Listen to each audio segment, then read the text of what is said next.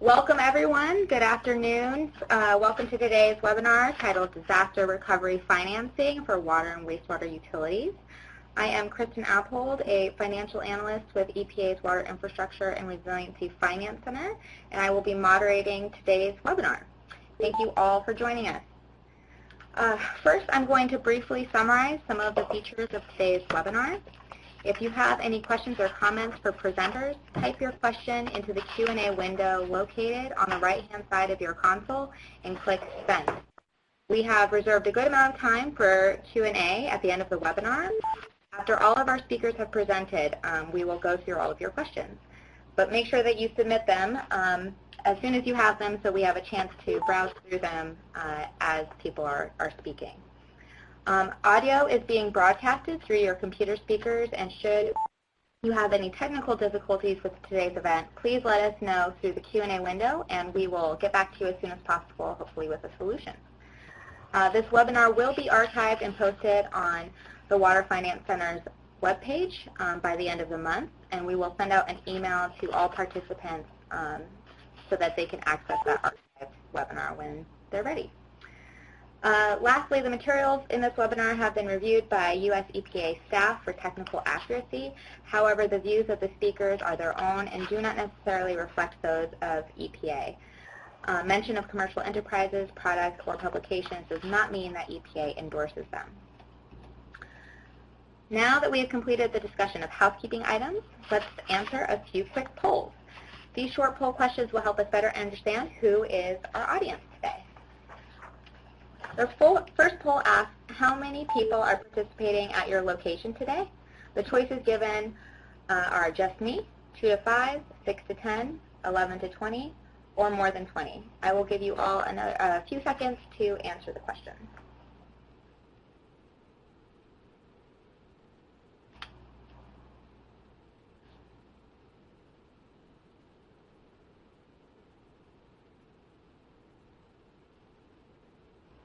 Okay, looks like we have a lot of single viewers and a few people gathered around computers, so awesome, thanks for joining us. The second poll asks, pick the option below that best describes you. Please select one of the following: local government or utility, state government, federal government, environmental organization, consultant, or other. I'll give you all another couple seconds.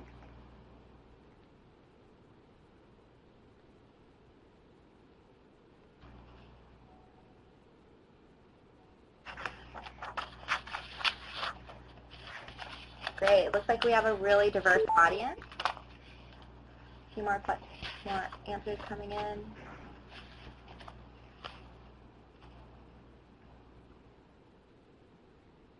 Okay.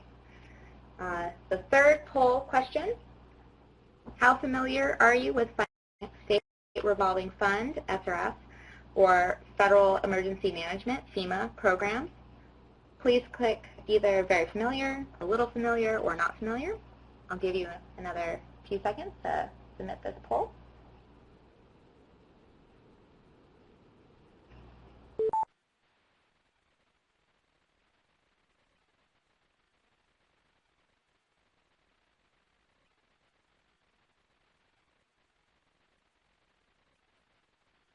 Great. And our final poll question, does your state or community know what your disaster recovery financing options are?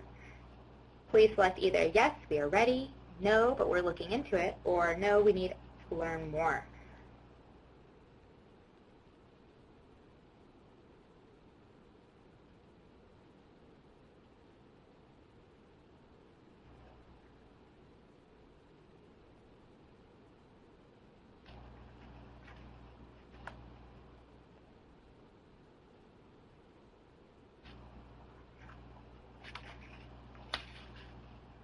Okay. Now, to kick off today's event, I'd like to introduce Jim Gebhardt, who is the Director of EPA's Water Infrastructure and Resiliency Finance Center. He will provide us with a brief introduction to kick today's meeting off. Jim? Hey, Kristen, thanks. Hi, everybody. This is Jim Gebhardt. I'm the Director of EPA's Water Infrastructure and Resiliency Finance Center. Just wanted to highlight what our role is with respect to water finance, if I might do that. Just to kind of headline today's webinar. So the Water Finance Center, for those of you who are not familiar, was created in January of 2015. It is really structured as a bit of a think and do tank for the water finance sector. The objective is to really try to assist communities, basically state and local levels, and also working with private entities to basically drive better decision-making in the marketplace. And in the context of better decision-making, we are talking about really getting the best use out of the financing tools that are available at the federal, state, local level, and also looking to extract the value we can from the private sector. So in trying to drive that forward, we're operating in 4 strategic goal areas. We have a research function. We are looking to provide advisory services. We also have a keen eye out for innovations that are emerging in the marketplace that we can help to translate for the wider market and basically help to accelerate those best management practices so people can pick up on them more quickly. And also, we are also looking to build networking relationships with people across the marketplace, not just vis-a-vis the Finance Center, but also amongst one another.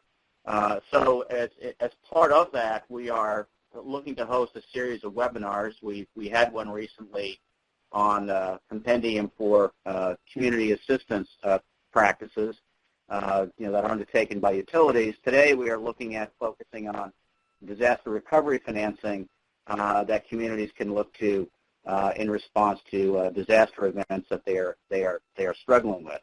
And so today we're looking at the state revolving fund in terms of how that can assist in response to disaster situations, and also the role that FEMA can make, and obviously the role that the SRS and FEMA can play in unison.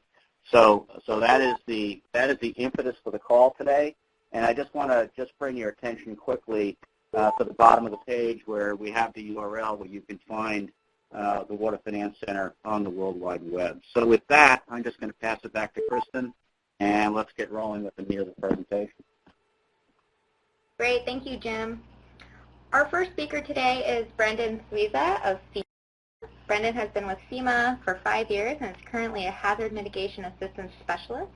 He works in the policy and implementation branch of mitigation. His specialization is in project management and policy development.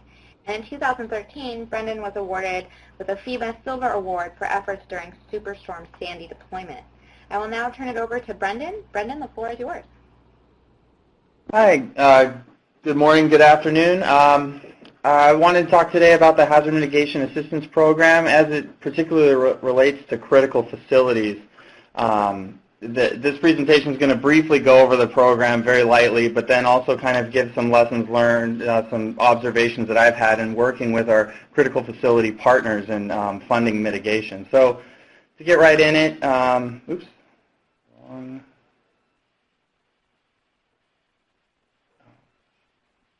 apologies, my slide advancement is not working. Here it is.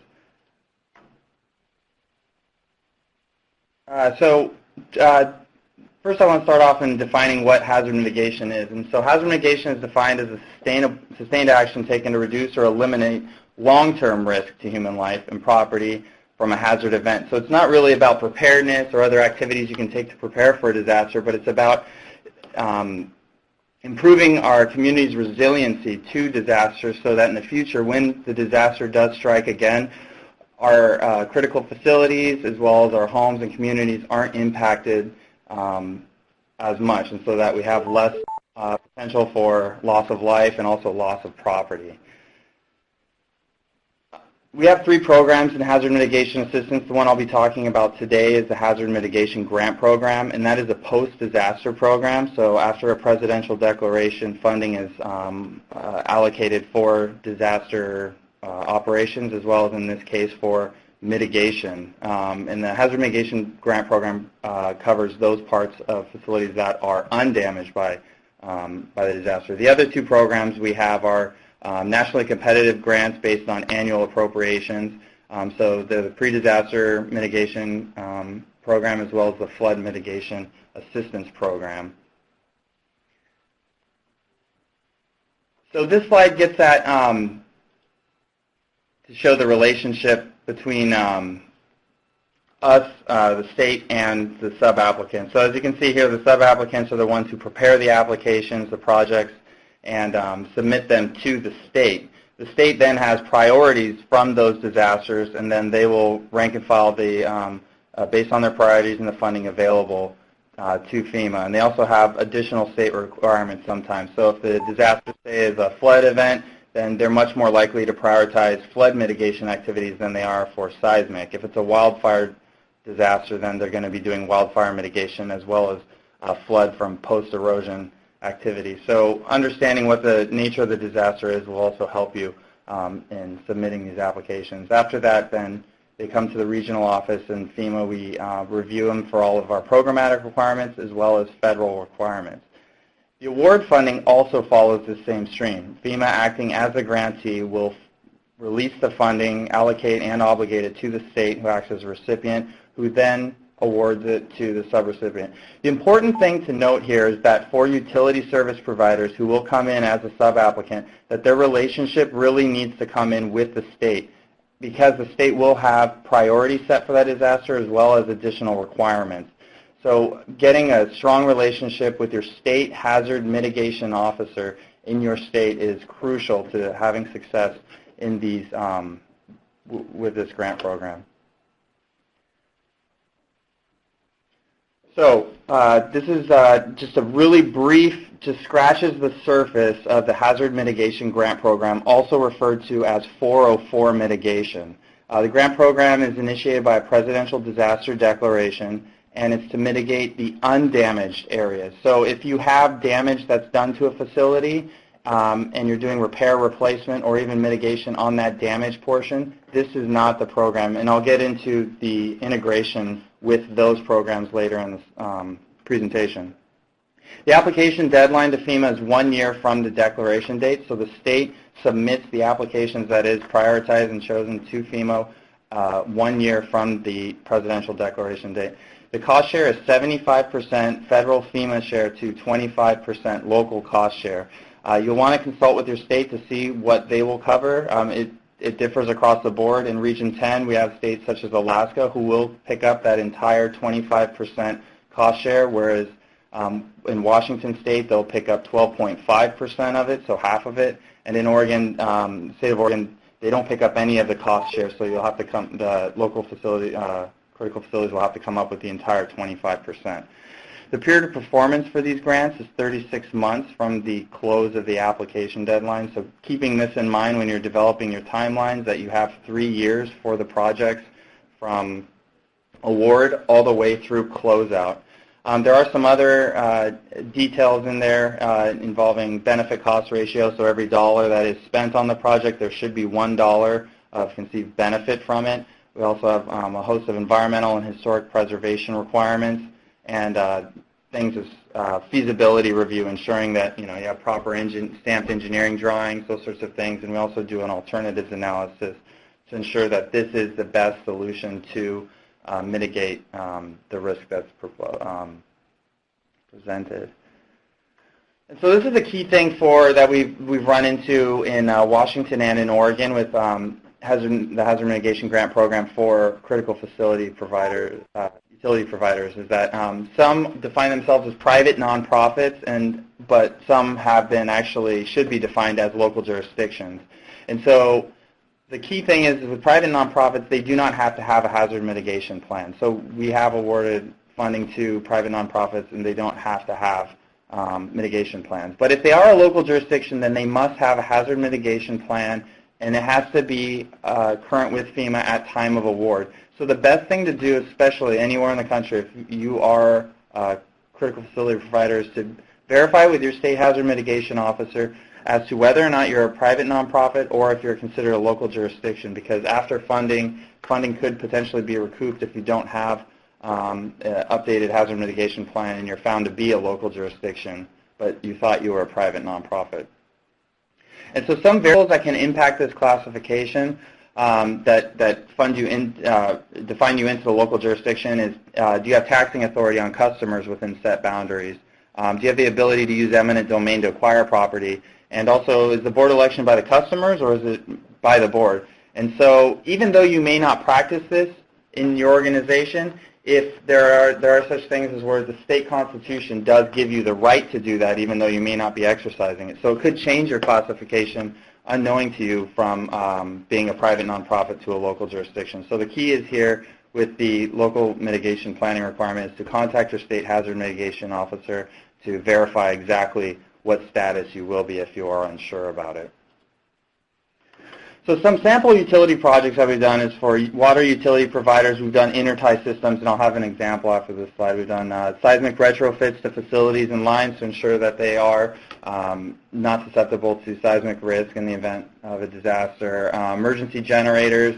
For wastewater treatment, we've done seismic retrofits to facilities and lines as well. Also elevating lift station electrical panels so that they aren't susceptible to flooding. Emergency generators for them as well as for our electric utility providers is also one of the common projects we get is undergrounding or relocation of transmission lines when they're in high wind, high tree fall areas. Hazard-resistant transmission lines, so having lines that twist when there is ice forming so that it breaks off and doesn't break the lines. And then also hazard-resistant retrofit of facilities. And when I say hazard-resistant, that really depends on what is the hazard in the area. And so looking at fire, flood, seismic, tsunami, all of those types of hazards is what you're trying to look at mitigating your facility from those risks. So one example project that was very successful is the Seal Rock Water intertie system in the state of Oregon. Seal Rock Water System, their water is provided by the city of Toledo, who had multiple interruptions and things like that. So what we did was we funded an intertie with the neighboring Newport water system to provide a secondary source that they could switch in between in the event there's an interruption. And that proved very successful under this last winter storm and in multiple even small events where the water is cut off. And so FEMA funding for that was just over $500,000 federal share, and then the total project cost was around $800,000. And just to give you a flavor of what we did fund in that, installation of buried PVC pipe connecting the two systems and control valves, the pump station building with monitoring and controlling equipment, as well as emergency generator for backup power to this pump station. And so this project was funded as 75% FEMA funding to the local Seal Rock Water System's 25% share. And so now I want to get into I was talking about damage and undamaged. So during a presidential declaration, what we call 406 mitigations, public assistance typically comes in and they'll do repairs and replacements. So those facilities that are damaged during a disaster, they will repair them. In some cases, they'll also do mitigation, and they apply that to, again, with this 406 PA funding, they only apply it to the damaged portions of those facilities. It's got to directly reduce the potential for future similar damages. They do a cost-effectiveness review, and it's also subject to environmental review. Now, the key thing is with this is that's very successful with our infrastructure projects is that the 404-406 integration. So again, 406 being the public assistance, the funding addresses the damaged components, whereas the 404, my program, Hazard Mitigation Grant Program, will address the undamaged components. So in the example of a windstorm event, here we have the 406, which is undergrounding the power lines that were damaged from the declared storm. And then our program, the Hazard Mitigation Grant Program, would underground adjacent lines that would be susceptible to wind damage. A recent example and a huge success we just had was the landslide damage to a community water line. And it also threatened an electric line, but that electric line was not damaged. So the 406 mitigation funded relocation of the damaged water line, and within that trench, we relocated the electric line in the undamaged, that was undamaged from the disaster. So some key takeaways in that last case, we were able to do it in under 45 days, which was just incredible for getting hazard mitigation grant funding out on the streets. But the state really has to take a strong lead in identifying potential projects, and as well as the critical facility, whoever the contact is, has to really take a strong look and engage with their state on getting these projects through. And so I just wanted to provide the program guidance. This is sort of the HMA. This is the primary guidance that we go to. So I provided a link here for the HMA guidance. You can get lots more information about our program here. And then as well as some other resources. So we have the Hazard Mitigation Grant Program homepage, which gives a lot of details, has a FAQ and some questions and answers to some frequently asked questions. And we also have a course. It's much more comprehensive than the overview I gave. Again, 10 minutes is not a lot of time, but this Hazard Mitigation IS 212 class, about an hour and a half, and you'll get a full understanding of the Hazard Mitigation Grant Program. And then finding more about planning, mitigation planning. It's really important to get, even if you're not required to have a hazard mitigation plan, to actually develop one, because then you're going to understand all of your risks associated and really have that thought, that critical thought that needs to go into before you develop a project and get successful mitigation through. So with that, that ends my presentation. Thank you, Brendan. That was an excellent presentation. We see that there are a few questions for Brendan, but we're going to hold off on questions until the end of all of the presentations. Again, as we move forward, if you have any questions, please feel free to type them in the Q&A section. We will address them at the end. Next, I'd like to introduce David Zimmer of the New Jersey Environmental Infrastructure Trust. Since November 2010, David Zimmer is chair of the New Jersey Infrastructure Trust, the state's water infrastructure lending partners with the New Jersey Department of Environmental Protection to provide low-interest loans for local municipalities, utility authorities, and water companies to fund environmental infrastructure projects. During his tenure, Mr. Zimmer has focused on improving the efficiency and effectiveness of the New Jersey Infrastructure Trust, including developing a modern web-based loan management system, overhauling their credit policy, and successfully introducing several new loan programs. David, take it away. Thank you, Kristen.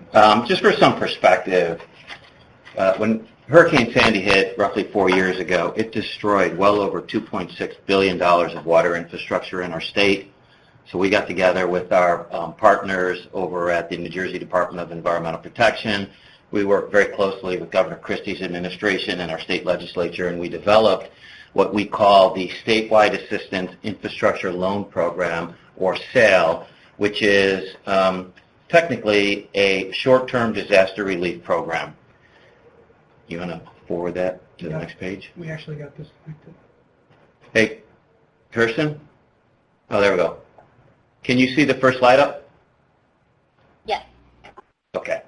So like I was saying, it's a short-term disaster relief loan program. It functions as an advance on FEMA payments.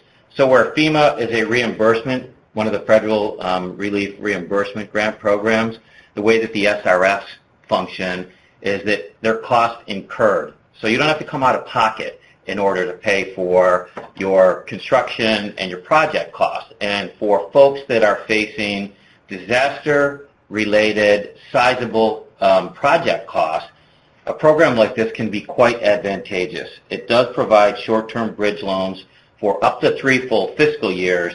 And the reason we use the fiscal year is so that we could aggregate all of our long-term takeouts together. We didn't want a lot of our projects, some of them maturing in February, some in June, some in April, etc. So theoretically, you could take out a 47-month loan from us. One of the big keys in setting this program up is it uses SRF repayment funds. So for people that aren't familiar with the State Revolving Fund program, every year, every single state gets a certain amount of cash from the federal government that the EPA administers for drinking water and clean water projects. Those grants, until they are lent out and repaid, are in grant form. And federal relief programs such as FEMA require that when you have to put up 10 or 25% match, you can't do that with other federal grant program funds. So one of the key things that we did in setting this program up is we actually took $100 million worth of state repayment funds and opened up a bank account and put the cash in there so that there was no question whatsoever where those funds would come from once we started lending them out. Next slide. Oh, so we have to tell them? Okay. Yeah, we got this connected. Hey, Kristen? Yeah, thank you. So it took us 16 months to get all the legislation, the appropriations, and also importantly, our board resolutions to create this program and really put in place our critical policies and procedures. And you have to appreciate that the type of projects that we're doing, when we're literally rebuilding waste treatment facilities or putting up flood walls and replacing all of the electrical in a particular large pump station or treatment facility, long time to put together the environmental plans and get the engineering specs approved. So we've done $194 million in 13 projects to date. We've got another $185 million that will close within the next 6 to 7 months, so we'll be at almost $400 million by the end of this fiscal year in June. And then in the next 2 years, we've got another $321 million. We'll do $700 million in this disaster financing program, which, if you think that's impressive, you have to appreciate that in the 16 months it took us to get this disaster program funded, there was well over $1 billion worth of projects that we couldn't fund because the SRF is not, you cannot refinance or pay for project costs that have already been incurred. So you really have to grab the program from the start. There was well over $1 billion just in repair work that got done in that first 16 months. We will now be set up, God forbid, the next time a disaster comes in, to actually grab that $1 billion. Next slide, please. So just a couple of things. Before you set up your disaster relief infrastructure program, or what I would call a DRIP program, a couple of things that you really need to keep in mind. First of all, and upfront, it takes a lot of cooperation. You're going to get a lot of money from either FEMA or HUD, CDBG, and there are a lot of constraints. You're going to have a lot of questions. There are going to be parts of your programs that will not mesh. You need to have a very tight and very close relationship with your state Office of Emergency Management that is typically run through your state police, and you're going to have to really work closely with, if you're an SRF, with the EPA and with FEMA, or with the EPA and with HUD. There's a lot of compliance that is required anytime people give out money, whether it's on the state side or the federal side. And what you really want to do is make sure that you understand what those requirements are and that you work with everybody in advance to mitigate any possibility that your costs get rejected or they don't get rejected, you give the funds out, and the Office of Inspector General comes back a couple years later and wants to claw those funds back or deobligate those funds. And then, obviously, very key, from a credit perspective, you're going to be lending out a lot of money to some of these places. We've got loans that we're going to be making that are north of $100 million. FEMA, given the way the program's set up, will end up paying a very, very large chunk of that. What happens, for some reason, if those funds get deobligated and your borrower is on the hook for the entirety of that project? You know, will they be able to actually manage the prepayments, the repayments? So again, a lot of questions that you need to go through before you actually start lending out money. Thank you. How do you set up a successful DRIP program?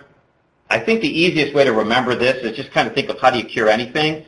You know, you use doctors, so think of the American Medical Association, the AMA. You need the authority, you need the money, and you have to have the ability. So the authority, on the next page, the authority really addresses your legislation, your resolutions. You want to make sure that your Enabling Act is set up so that you can provide funds over multiple years, short-term funds, as opposed to you can lend it out, but you have to term it out before the end of that fiscal year. You want to make sure that you define who's eligible for it and under what terms. So you have to define a disaster. You have to define borrower eligibility. You have to define project eligibility. Again, all small things, but without them, you can't set up your DRIP program. The next thing that I would say is you really want to try to simplify your program. The more complicated you make, the harder it is for people to come in to qualify for it, and also the less interest that they'll have in it. So you're looking at, quite simply, if it was in an ideal world, you'd get your reviews and your certifications of the project. You'd lend out short-term loans to advance your construction. FEMA would come in and reimburse those costs, and you would term out the difference to pay for either the match amount of FEMA or any ineligible costs. The money, you have to have a cash set up for it, so you need to think in advance. If you're going to use SRF funds, you're going to have to change your IUP. If you're not going to use SRF funds, you better have access to short-term private funds, like the commercial paper program. Again, you want to dedicate repayment SRF funds up front. You also want to have an MOA, a Memorandum of Agreement, with your borrowers in advance that sets up all the responsibilities and the roles. Some of the key ones. We required that every single borrower set us up on FEMA's EM grant system as an agent so that we actually had read and write capability for each of their accounts. We had access to all the information. We actually submitted all the requisitions, requests for repayments, the RFRs, so that we could ensure that they were done thoroughly and completely. Again, we wanted to mitigate any potential delay, rejection, etc., so that our borrowers would get paid in full. And the last thing that I would say here is this, just one of the compliance things. You know, Stafford says the funds have to go to the subgrantee. If you're a bank and you've lent funds to a subgrantee, you want those funds to come back directly to you. Well, the law says it's got to go to your borrower. So not only do they get the loan, they also get the repayment for those costs. Just very simply, we set it up in their loan agreements that they had 72 hours to pass through those funds back to us to pay down that portion of their loan. And then lastly, and this is really where the rubber meets the road, you have to have the ability. We spent months sitting down, learning the Stafford Act, figuring out what was required of us, and as importantly, what we couldn't do. Multiple meetings with our counterparts over at both FEMA and EPA. You also have to educate your borrower. You have to let them know what's required of them, pre-con meetings, etc. And we walk through not just what's required in the MOA, but how are we going to jointly put together the paperwork for the RFRs, etc.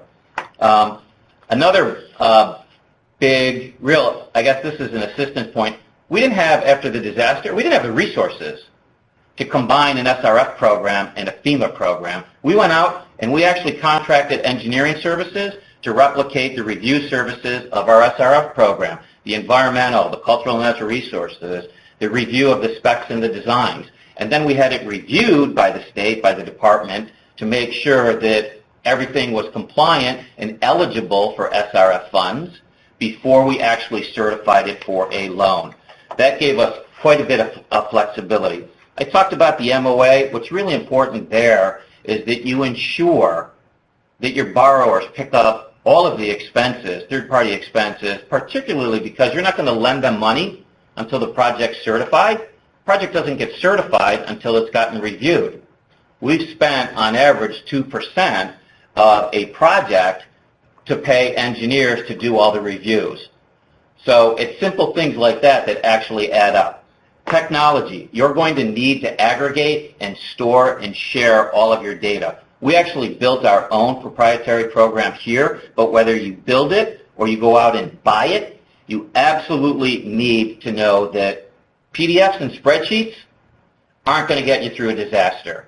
Electronic aggregation, without a doubt, is a key to the success. And this really segues right into data management. Document everything. You are going to get people that come back 5 years from now when it's out of everybody's mind, when people have retired, have moved on. Make sure that you store everything, again, which is why electronic submissions really make sense, and organize. And if you turn to the next page, not that this will work for everybody, but you can see this is the standard file format that we use. Every single one of those files, save 4, has something in it on every single project. So again, not that this needs to be your format, but it really just gets to you need to be organized to keep track of all of the information that you're both giving and getting from people. All right, very quickly, lessons learned. First of all, we work with a dedicated team over at the Office of Emergency Management in the state. We work very closely with their counterparts at FEMA. It's been a great team, and it's been hugely beneficial. We have put in 29 RFRs to date. We've gotten 28 of them back. 100% of the funding. So we've not gotten rejected on anything. More impressively, our average payment period has been 25 business days, essentially 1 month. We've gotten paid everything we've asked for from FEMA because we followed their rules, we give them what they've asked for, and they respond relatively quickly for us. Understand, the very first loan that you make, it's going to have issues. You don't know what you don't know. Expect that you'll make mistakes, so make it small. You'll get to construction faster. You'll figure out where your mistakes are. You'll be able to make adjustments to the program quicker and make your next loan that much better. And then very lastly, these are really kind of constructive suggestions or criticisms for the folks that are on the call with FEMA. And for the people that are going to be setting this program up, there is a reluctance, at least in our experience, to have determinations put in writing. When you're lending out $700 million, you're making $700 million in loan commitments. On that kind of scale, we need commitments from people that are giving us the funds. So whether it's HUD or FEMA, we need that in writing. And so whether there's a central legal office that might get set up, pretty important thing. Rotation of staff. I'm not really sure how you get around this, but it certainly adds disconnect. Maybe there is a long-term point person for each large project that might be created. Thirdly, project worksheet rewrites during construction. We only had one of these, but I hope that the folks from FEMA understand, and that was to correct an error. We cannot have loan agreements and contracts where we've got terms that are set, and then one of the parties wants to reset the terms after all the signatures are dried.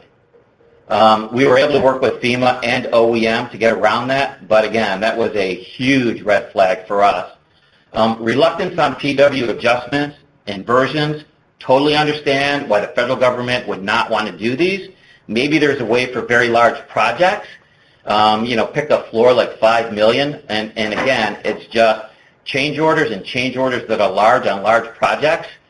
You don't want to carry them for 3 years not knowing whether you're going to get paid. And then very lastly, the length of time that it takes for closeout. We're trying to get short-term loans termed out into long-term financing.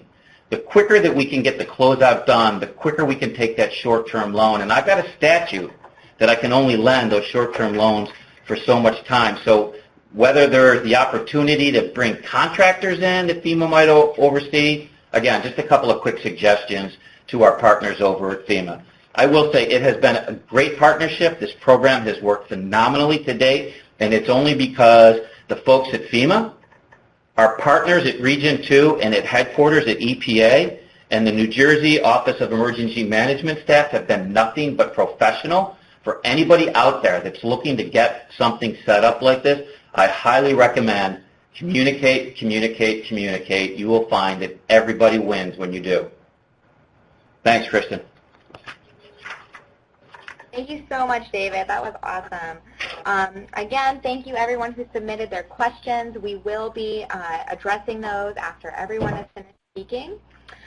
Next, I'd like to introduce Bob Fischer of Bayshore Regional Sewerage Authority in New Jersey. So Bob was named the Executive Director of the Bayshore Regional Sewerage in 2003, and he currently oversees $50 million disaster recovery effort in response to Hurricane Sandy.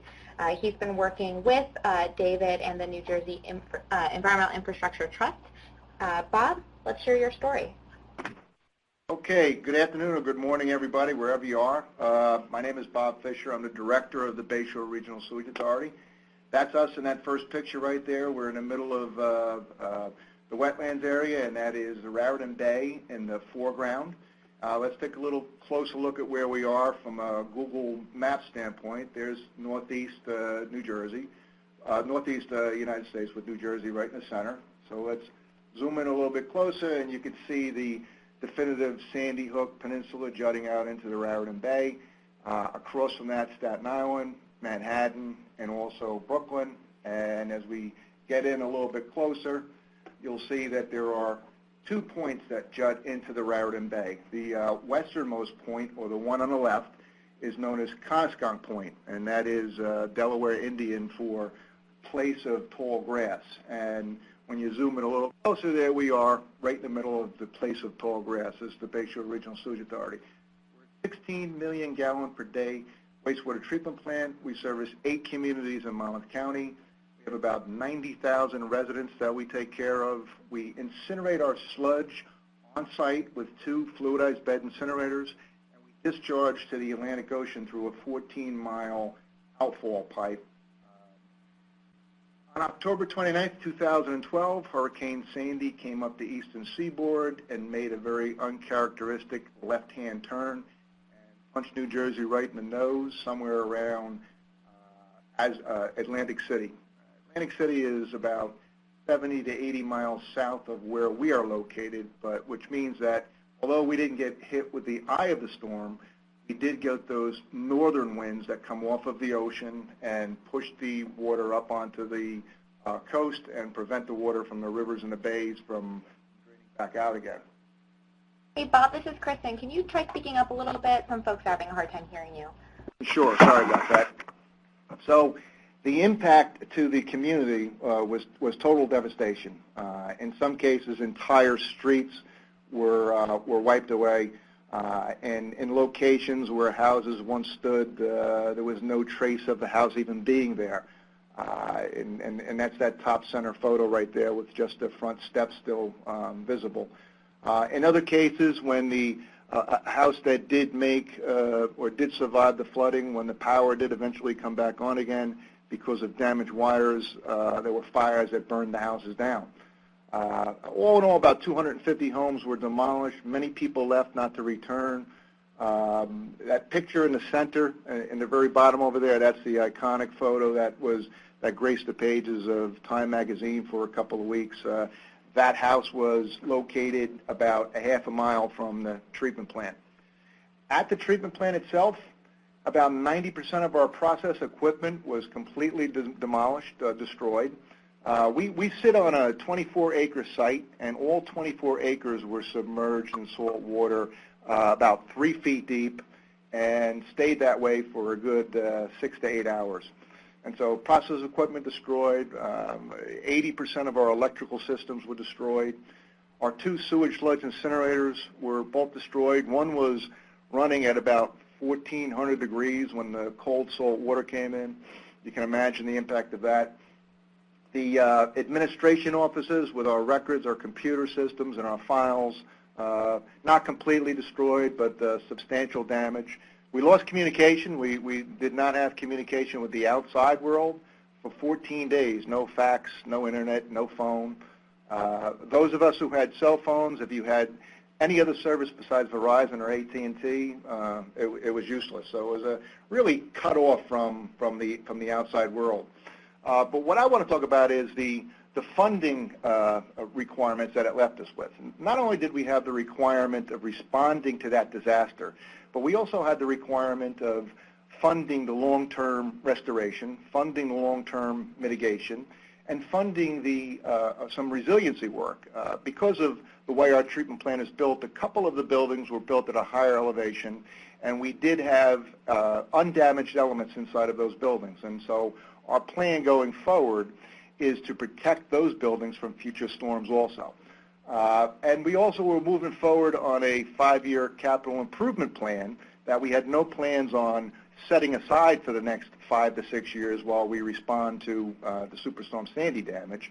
And so we had a requirement of all of these different elements that were all major funding elements that was quite concerning in the very beginning. And so we had 2 major funding gaps that we had to bridge.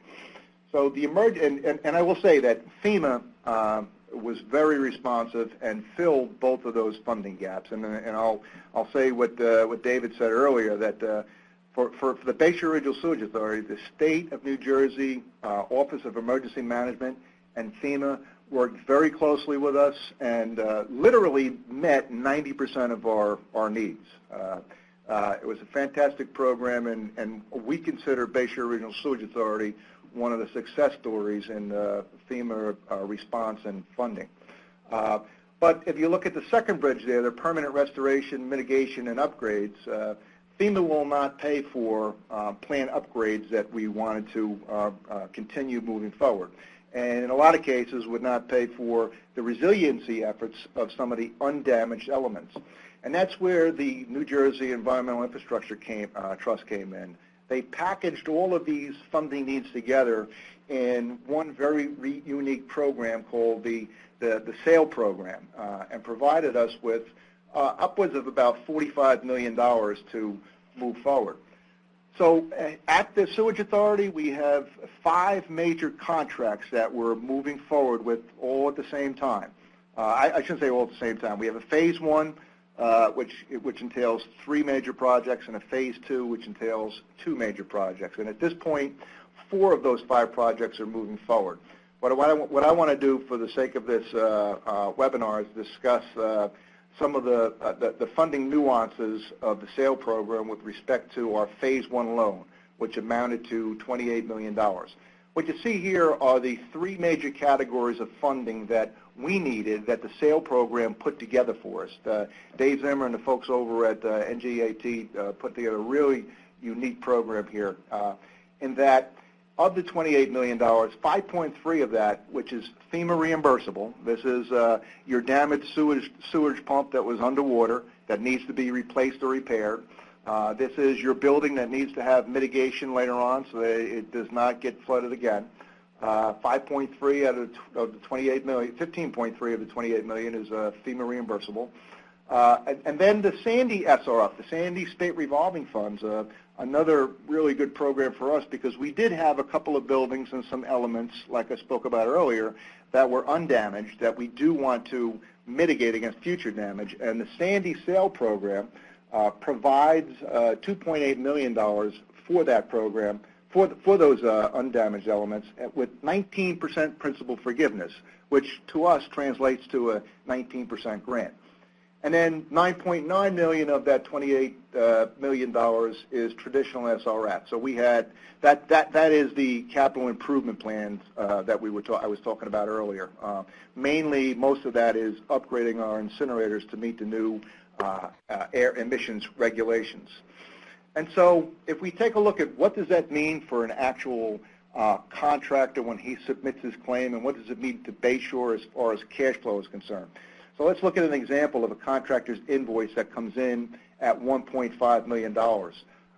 With that invoice, $819,000 of it comes from the FEMA reimbursable bucket, $150,000 of it comes from the Sandy SRF bucket, and $531,000 of it comes from the traditional SRF bucket.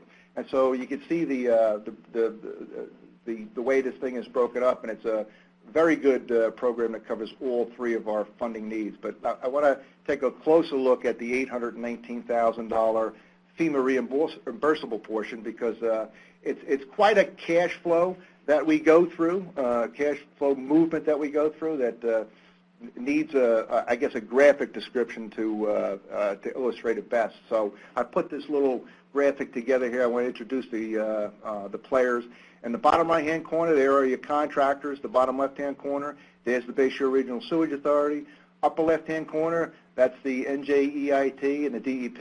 In the upper right-hand corner, that's the State Office of Emergency Management and FEMA. So to start off with, the contractor submits an invoice to the Bayshore Regional Sewage Authority for $1.5 million. $819,000 of that is FEMA reimbursable. The Sewage Authority pays the contractor the $1.5 million and submits a reimbursement request to the NJEIT for $1.5 million, but also submits the FEMA RFR, or the request for funding. As Dave mentioned earlier, the EIT handles that for the authority. So that gets submitted over to the NJEIT also, and that's $819,000.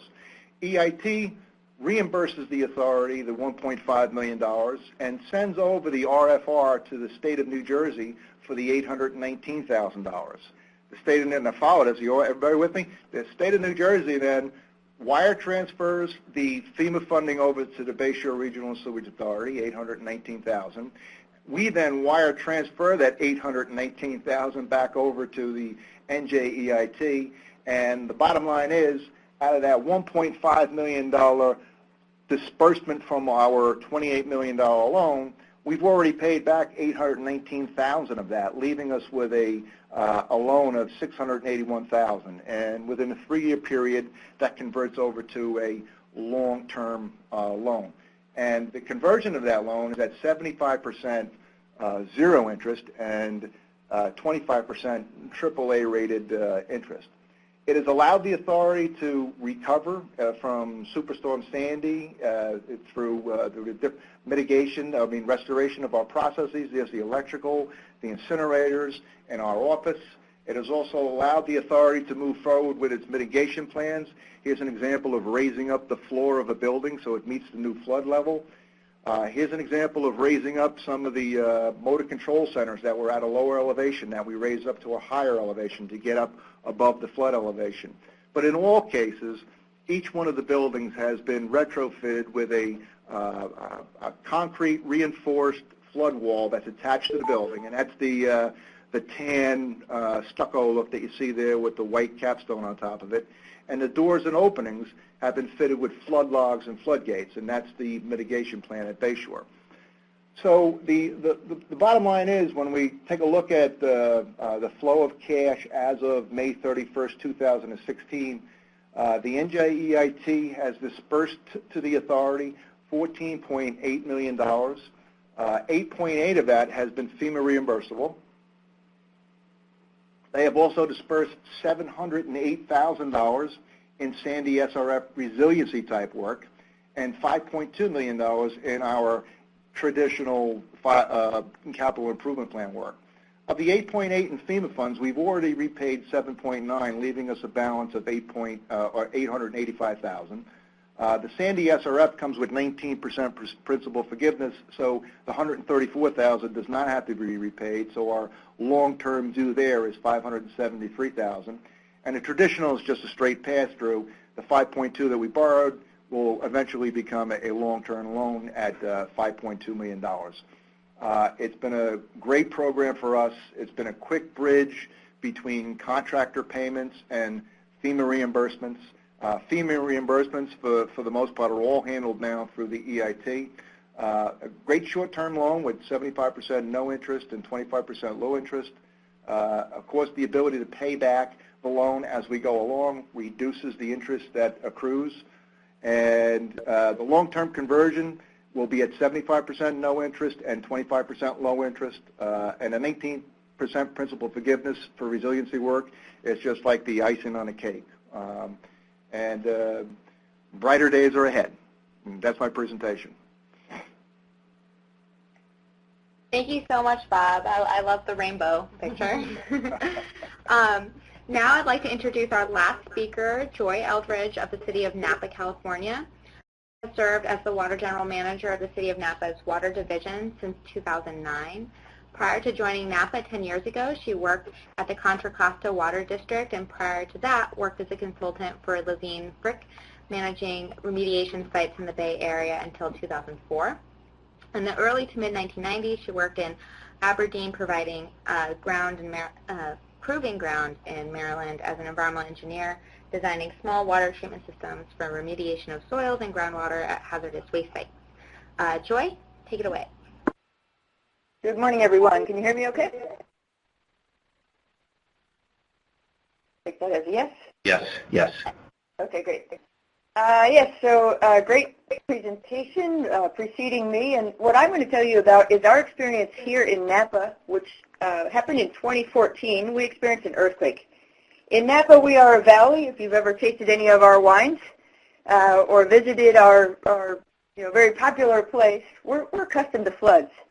When an earthquake happens, it's a bit of a different ordeal. It happens without warning. You can't prepare. You don't know the storm is or is not coming. And for us, we were a bit fortunate. It happened at 3:20 in the morning. Earlier that afternoon, there were thousands of people downtown for a blues, brews, and barbecue festival. So in the end, we were fortunate. It was dark out. Not many people were around when the event took place.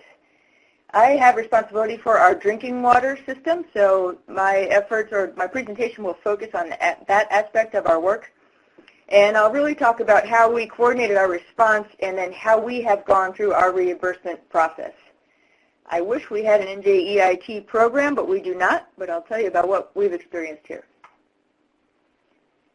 And so it was a 6.0 magnitude, not as big as the one Japan recently had, but it really did shake our system.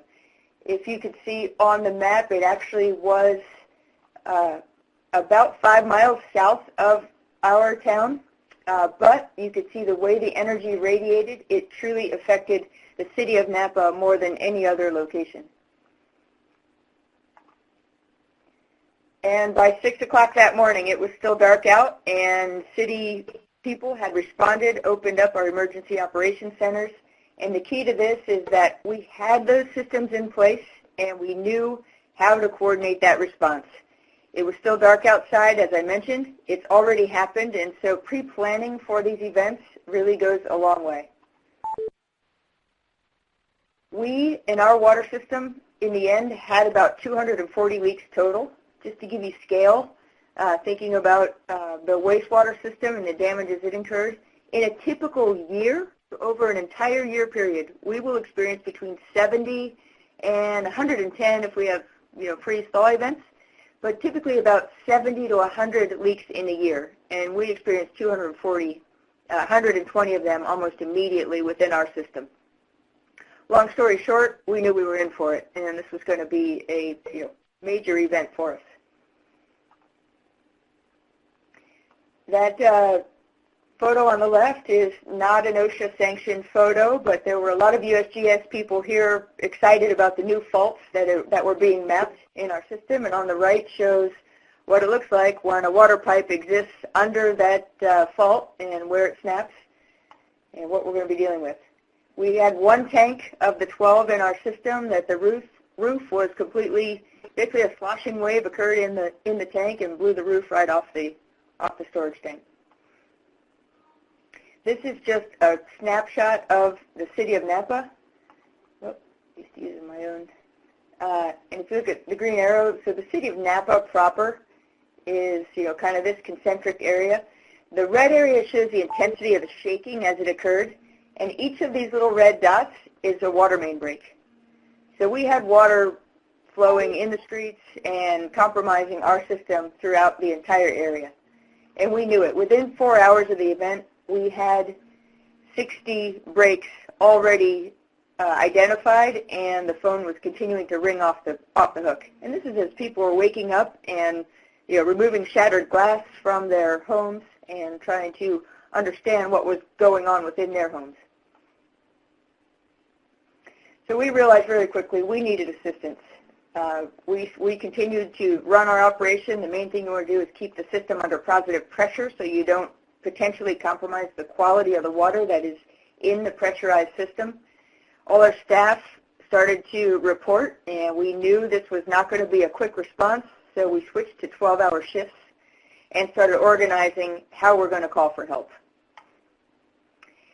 This is a beautiful thing. As much as you can do in your response to pre-established contracts, it will serve you well. It'll help you on the reimbursement process, and it'll help you in ensuring that you have a fast and immediate response to what your needs are. And every situation is different, so the more you can pre-plan, the better off you will be. In California, we have something locally here in the San Francisco Bay Area. It's called CalWARN. CalWARN is the California Water and Wastewater Agency Response Network. And so basically we have pre-negotiated terms and contracts where we agree that if available, we will volunteer to assist each other. And here's the key. Someone had mentioned earlier communication, and it is so true.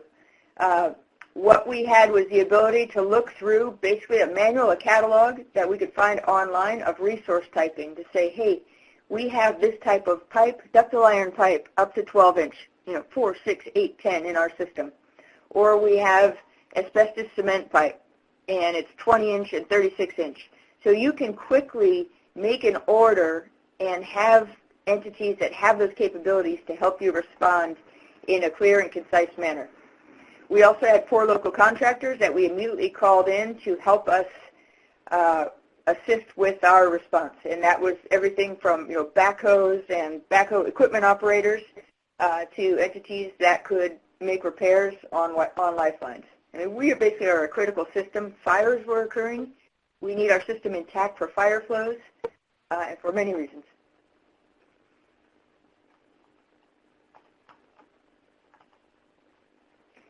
And so here is how we handled the situation. We had brought in our Cal-Warren crews.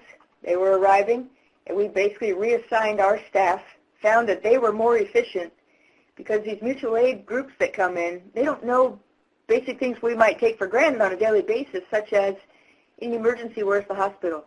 Where's our corporation yard? Where do you get backfill materials? Where do you replenish your supplies? And so our crews were better served as managers, and these are our guys that love to fix pipes. It's what they do every day. They were more efficient by being able to organize and coordinate and basically welcome to management and coordinate the efforts so that we were in straight production mode of getting our system back online. Get used to. And so this is day 2. So this all happened Sunday morning. By Monday, we had 90 leaks identified, and the phone was still ringing off the hook. We had to order more materials, right? So keep that invoice. I'll tell you that now. Cal-Warren, our crews were arriving, but it's really key that once they arrive, we're ready to assign them so that they can immediately go to work. Now, this is how sophisticated we were during the event. We knew that we needed documentation, and this was our crude setup, our filing system for every worker that came in. At this point, we had 9 additional crews of people that were coming in to assist us. Each entity, as you can see here, City of American Canyon, they're our neighbor to the south. They provided assistance for us. Alameda County Water District, Contra Costa Water District. Each crew or each entity had their own filing system. Here it is, a banker's box with folders in it, and ensuring that every individual has filled out a timesheet and documented where he worked that day and the work that was completed. And in all honesty, some entities were much better, or some individuals were much better at their paperwork. But in the end, we were able to go through this basic information and compile it and ensure that it kept a sound record of the work that was completed. So again, by day 3, we had over 120 leaks identified, and we were out fixing them in the middle of the street, one after another after another. And this included, again, these 9 additional crews, all working at different locations, jumping from one spot to the next. And so we established our dance. They came in, tailgate safety meeting, and one of the keys is some of the crews, they would work, basically 12-hour days, 6 to 6 is when we were starting. But then if they were close to finishing up a repair, they would work for an extra 2 hours or an extra 45 minutes. So the crews were coming in at different times at the end of the day. And so we were ensuring that as every single individual came in, that they had to be clocked in and clocked out. And so that really is instrumental. And so here's 120 leaks. We fixed them in 5 days. So in our response efforts, here's a gist of our lessons learned. Get more staffing than you think you need, and know that it's going to be a long-term commitment, especially going through the process of getting your reimbursements and proving that the work was completed. The mutual aid, as these people come in, the worst thing you can do is have them there and not ready to work. So make sure you're ready to deploy them immediately when they do arrive on site to assist you. Collaboration and relationship, again, back to communication. It really is key. As these entities come in, 1, it's who you're reaching out to bring them in, and then 2, once they're there, ensuring that they know how this process is going to work and that it is cleanly and clearly organized. So as all this is happening, this is day 3. We're coordinating crews. We're working with our Division of Public Health at the time. They're renamed now, but making sure that we're ensuring the safety of the public. And meanwhile, FEMA and Office of Emergency Services from the state are coming in and asking for cost estimates of how much the total damage is. So really, the disaster, the declaration that we're in a disaster hadn't even occurred yet. And here we are with, 20 items, not a free breathing moment throughout the day, cell phones running dry, getting hot next to your head, and you have to stop what you're doing and come up with some estimates on the total extent of the damage. And we're a relatively small agency. Within my water division staff, we have 52 people. So it does happen quickly, and there's a lot to do. We all worked 18-hour days for the first 6 days. And so here's what you really need to know. As you go through the process with FEMA, and this is from a local agency nearby, the recovery is 10 times more work than the disaster, and I can say that that is true. I didn't see much of my home life for about 6 months after the disaster, again, based on the size of our entity. But be prepared to invest significant staff time afterwards so that you can have your documentation organized. FEMA is only the first step. Someone mentioned it earlier. 5 to 10 years later, you don't know exactly when, OIG will come in and audit you. So you need to make sure that your documentation is clean and clear and all together and organized. Again, retirements do happen. They will claw back that money. That is their job. So work together, because FEMA, I will say through our experience, the people were amazing. They were really great people. They were concerned about our well-being, helping us through the process. But the rules are set up to be applied to many different instances. So you're going to find that they don't always make sense within your specific situation. So document, document, document, everything. Pictures tell 1,000 words. Truly does help quite a bit. Need a receipt for every little thing, consumables, food receipts.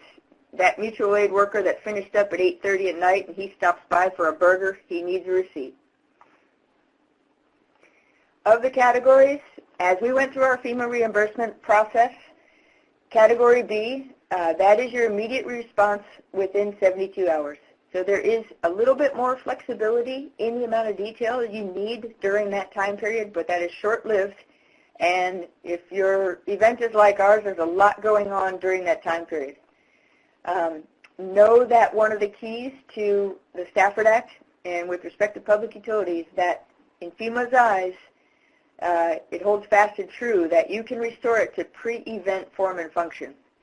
No upgrades, nothing else, just pre-event form and function. It will serve you well if you have previously adopted standards that you can speak to. For instance, a pipe that is put in that you now mechanically restrain all joints. If you have documentation that that is now how you install a pipe, then that will be approved. If not, and your pipe was before the times of it being mechanically restrained, you won't be reimbursed for that aspect of it. And always, always, always follow your standard procurement rules for your public agency. That is key. So second to last slide here, the FEMA kickoff meeting. This is a very important date after your response. It's basically FEMA comes in and has an orientation about all the rules and about how it all works and how it's going to work moving forward. For us, that happened October 15th, which was 53 days after our earthquake. So if you can imagine, if we weren't taking care of our documentation and hadn't heard that up front, it was too late as far as us being able to get reimbursed. So know that up front. As you go through every aspect of your response, you need to document everything that you do. And so another key is after that kickoff meeting, there are 60 days for which that time that you have to identify any of the damage and projects moving forward. So these project worksheets are key. That was mentioned earlier as far as changes to those. That has to be documented and pre-approved.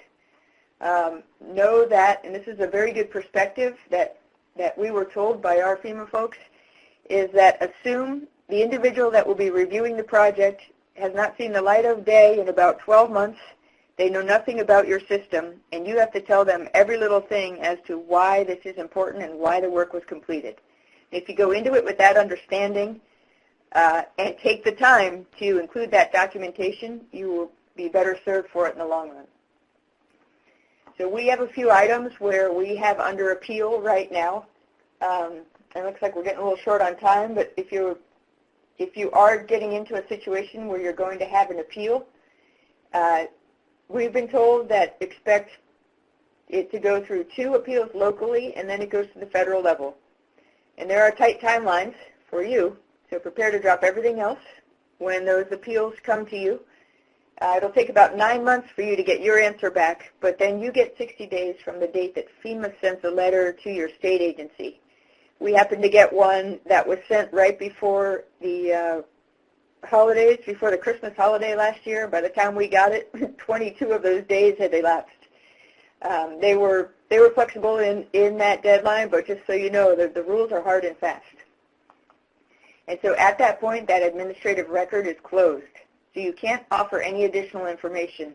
Hence, to reiterate, document and write everything as if no one has ever seen the site and has no idea what could have possibly happened during that event.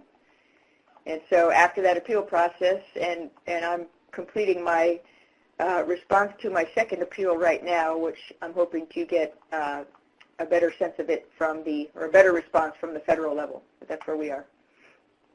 And so in summary, this is what we received. Our Category B, which is the first item, the first 6 days where we were just doing nothing but repairing water mains, we received that almost immediately within months within 20 days of submitting an invoice, but we received that funding very quickly. Also for our roof repair, we received that quickly.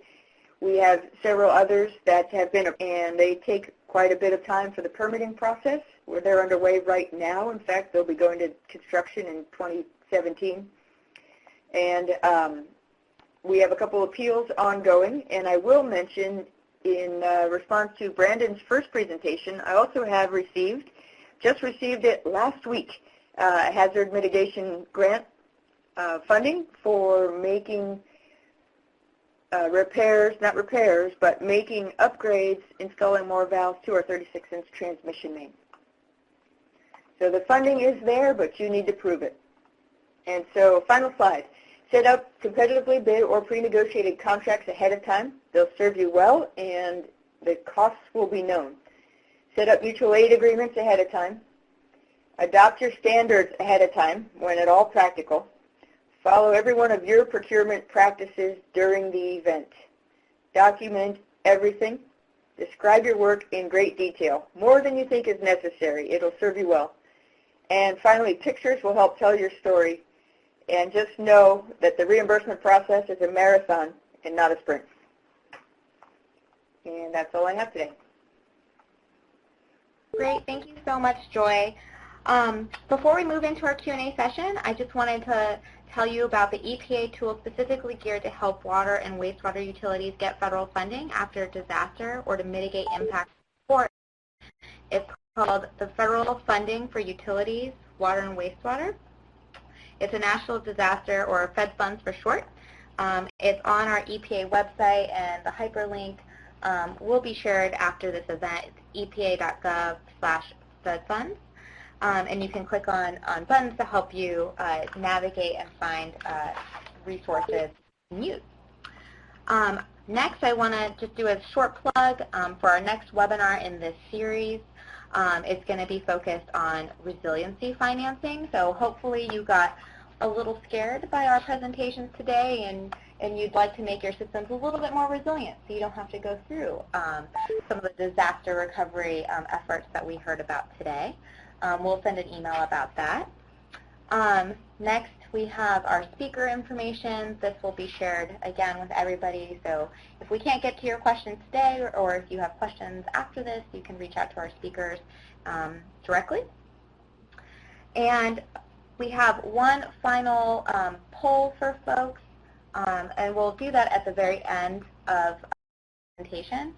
But I also want to let folks know, and I think it's popped up, that if you would like to download the PowerPoint presentations from today, there should be a box that pops up where you can click to download them.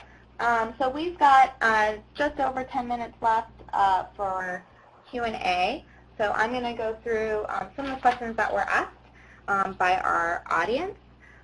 Brandon, this one is for you. We had a few questions about whether or not there are different processes that tribal nations need to go through in order to work with FEMA? Yes. Sorry I wasn't able. I probably should have included tribes. Tribes can either come in as a recipient, so on the same level as the state to FEMA, or they can come in under the state as a subrecipient. So they definitely go through sort of the same processes. It just depends on how they want to come in, and it also comes up to how the state that they're in is organized, whether they do allow for subgrantee recipients through the state or not, being tribal representatives, so or tribal entities. So yeah, no, definitely they're a little bit more open to being either on the grantee or the subgrantee level. Great, thank you. David, this one was for you. What interim measures do water and wastewater systems take before funding becomes available months after the disaster? So this really has to do, I think, with documentation. And I've got two people with me, one from the DEP, Gene Chebra, and he's an engineer at the program and an engineer here at the trust, because that really digs down into the weeds. George Rolland, so I'm going to turn it over to George and Gene. You guys want to answer that? So really, you want to document everything, and you want to really open up the lines of communication with everyone. It's probably like the first defense that will really get you started. So documentation, and then, like I said, try to find out who your liaisons are going to be, who your disaster specialists are going to be, and start working with them.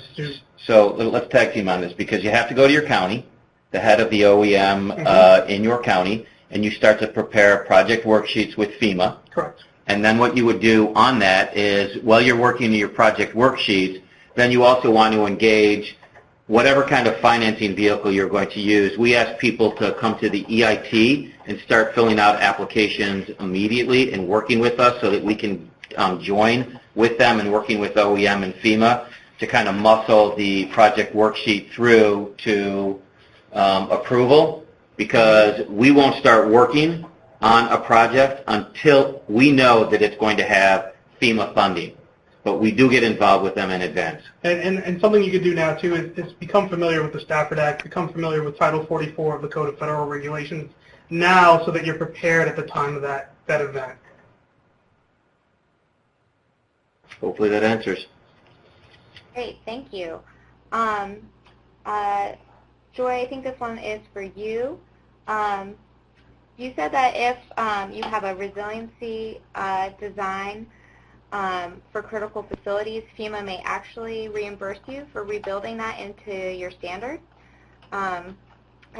Did you experience that at all? We had design standards that were new compared to our existing facilities that, yes, was deemed acceptable. As with anything, I would work very closely with your FEMA and state, for us it's OES, and your state liaison to get confirmation of that. You'll be surprised. There are also a lot of rules out there that when I thought I had a slam dunk, another rule would be put up next to the one that I saw. So always work closely with them. But if you have, our example was a pipeline under a freeway. Today that has to be double contained, and it's required by the State Department of Transportation. Our old pipe was just a small 8-inch line right under the freeway that you can no longer dig up and close down traffic. Perfect example. So we have to do horizontal directional drilling, and we're double containing that pipe. So yes, in that example, we were able to, that cost significantly more, but we do have approval for those projects, and that's how we will be reconstructing those segments. What they're looking for often is a resolution or a true adopted, proven standard.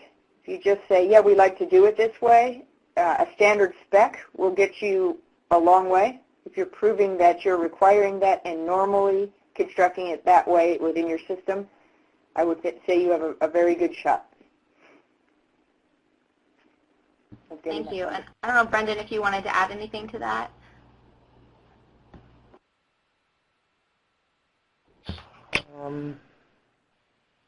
No, no, I don't have any further comments. I have a question that, maybe Brendan, maybe you can answer this one. What is the funding, what, if any, funding exists for disasters that are human-made, so not natural, and thus can't receive a federal disaster declaration, like the water crisis in Flint? Yeah, so water quality is specifically ineligible, improvements to water quality are specifically ineligible for hazard mitigation grant funding. It's one of the ineligible listed items in the section. I'm not aware of other programs. I haven't worked with other programs that address water quality. Typically, yeah, all of our grants do address natural hazards. There are some cases when man-made hazards have existed or have been declared, such as the September 11th attacks. Great, thank you. Bob, quick question. Did you have any cash flow issues with paying the contractors, the lag time between receiving the invoice and then Bayshore's reimbursement from the New Jersey Environmental Infrastructure Trust? Yes, Kristen, we did at first.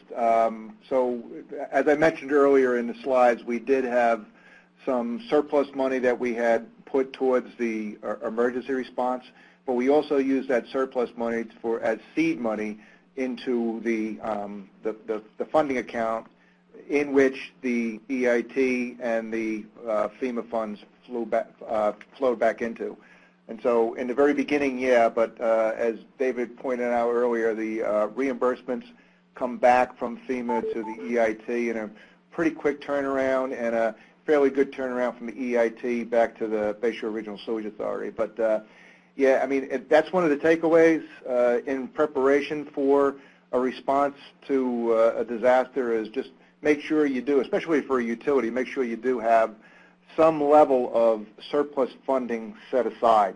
And I would also say that make sure you, and for utility especially, make sure you have your assets identified, because one of the major items that we incorporated into the program that really sped things along was our computerized maintenance management system that identifies all of the assets that we have. We have a pretty comprehensive list of the pumps and the valves and the blowers and the pipes, and we were able to show the folks from FEMA at a really early point in the process exactly what was damaged, when it was installed, and how much it cost to install it. So it really moved the process forward pretty quickly. Great, thank you, Bob. So before we end today's webinar, we'd like it if you could all answer one last poll question for us. The last poll asks, what else would you like to learn regarding this topic? This is an open-ended question, so you can type your answer into the box. This will help us with producing some follow-up items, potential future webinars, and other things that we can do to help communities across the country. While you're filling out this poll, I'd like to again thank our speakers for taking the time to speak with us today about their experiences with disaster recovery financing. I think today's session was very beneficial. I want to let everyone know that this webinar has been recorded and it will be posted on our website after it's been transcribed. So we will send out an email to everyone who registered to let them know that it's available for viewing. Again, we did post hyperlinks to the PDF documents with the presentations. It should be viewable on the kind of middle right-hand side of your screen. Just click on those to download. So again, thank you for joining us all. We hope you will return on December 7th for our Resiliency financing webinar. I'm going to leave the poll open for just a little bit longer so you can fill out your answers. Again, thank you so much.